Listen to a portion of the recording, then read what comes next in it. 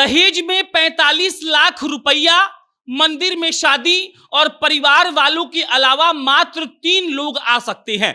पटना के कंकड़बाग के bank of India के मैनेजर साहब ने यह शर्त रखी थी और पिछले 7 सालों में उन्होंने यही शर्त रखकर 4 लड़कियों से शादी की और चारों लड़कियों को शादी के 3 महीने के बाद एक टाइम खाना दिया जाता था। और जब लड़कियां कहती थी कि भूख लगा है, तब मैनेजर साहब और उनके घर वाले कहते थे कि तुम बहुत मोटी हो गई हो, डाइटिंग करो।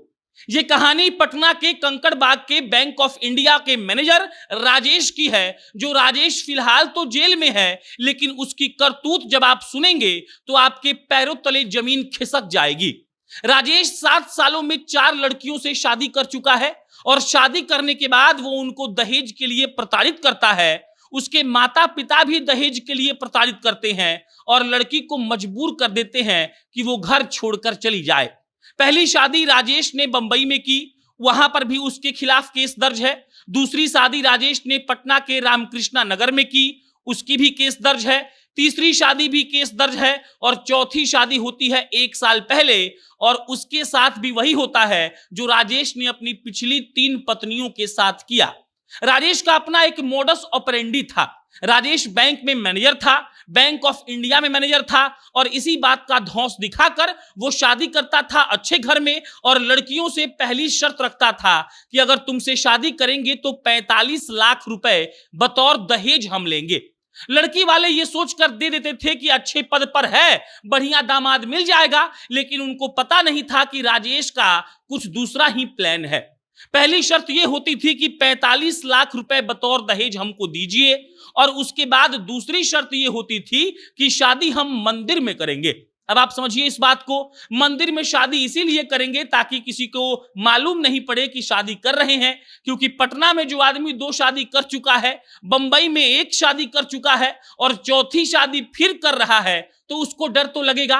राजेश पूरा फुल प्रूफ प्लान बनाया हुआ था कि कैसे लड़कियों को और उनके घर वालों को ठगना है।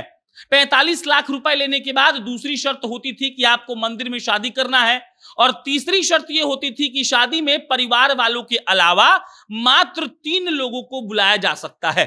इसमें भी भेद है। भेद यह है कि राजेश जानता था कि ज्यादा लोग आएंगे तो कहीं ना कहीं से लिंक मिल जाएगा और उसका पूरा जो अतीत है वो सबके सामने आ जाएगा और वो ऐसा चाहता नहीं था। 45 लाख रुपए, मंदिर में शादी, 3 लोगों से ज्यादा शादी में नहीं आने चाहिए और ऐसे करके विगत 7 सालों में उसने 4 लड़कियों की जिंदगी खराब कर दी और उनको एक टाइम भोजन देता था और मांगने पर कहता था और उसके घर वाले कहते थे कि तुम बहुत मोटा गई हो, तुमको डाइटिंग करना चाहिए। राजेश के माता पिता भी ऐसे ही थे। जो उनकी आखिरी शादी हुई थी, जिस पत्नी से हुई थी, वो पत्नी सारा भेद खोलती है। 6 अप्रैल को वो पत्नी पुलिस थाने पहुंचती है, पत्रकार नगर थाना पटना में है। वहां पर जाकर पुलिस थाने में वो गिर जाती है और उसके बाद उसको अस्पताल भर्ती करवाया जाता है और जब उसको होश आता है तब होश में आकर वो राजेश की पूरी कहानी सुनाती है और बताती है कि कैसे राजेश 4 लड़कियों की जिंदगी बर्बाद कर चुका है। दहेज के लालच में अपने बैंक के मैनेजर का पोस्ट दिखाकर वो कई लड़कियों के लाइफ से खेल चुका है और जो उनकी चौथी पत्नी थी, उनके जो पिताजी हैं विनोद जी, वो बताते हैं कि शादी के 3 महीने बाद ही वो मेरे लड़की को प्रताड़ित करने लगा था। खाना मांगने पर दिन भर में, रात भर में 1 टाइम खाना मिलता था और वो उसके साथ मारपीट करते थे। सास ससुर भी इसमें संलिप्त थे और फिलहाल इन सब के बाद राजेश जेल में तो है, लेकिन जो उनकी चारों पत्नियां हैं वो अब 4 अलग अलग केस दर्ज करवा चुकी हैं और उनकी मांग है कि राजेश को कड़ी से कड़ी सजा सुनाई जाए। पूरे प्लानिंग के तहत जैसे राजेश ने 4 लड़कियों की जिंदगी बर्बाद की थी, कौन जानता है कि अगर उसकी चौथी पत्नी थाने नहीं जाती तो वो और लड़कियों की जिंदगी के साथ खेलता।